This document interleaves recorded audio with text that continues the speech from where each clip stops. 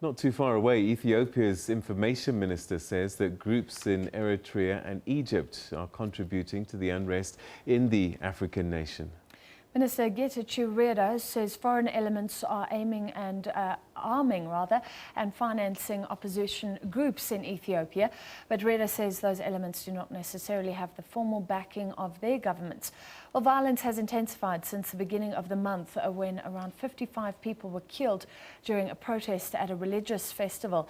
The state of emergency, which was announced on Sunday, will last for 6 months.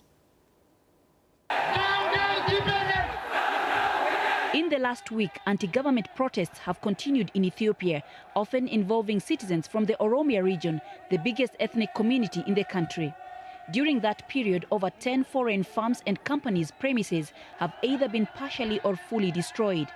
Over 60 vehicles have been burnt by protesters, prompting the Council of Ministers of the federal government to declare a state of emergency.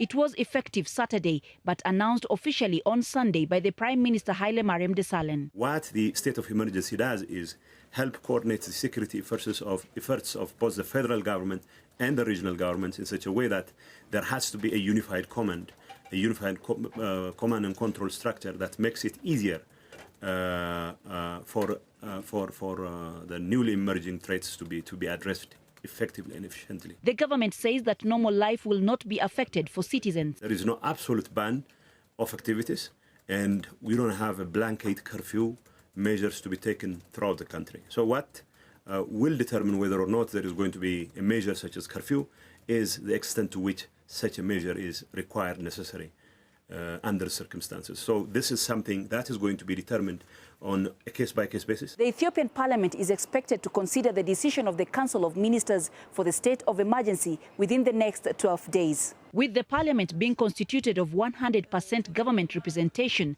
it is very likely that the state of emergency declaration will get the 2/3 vote it needs for support. You have gangs, motorbike gangs now, carrying petrol bombs, carrying firearms, in groups of 10,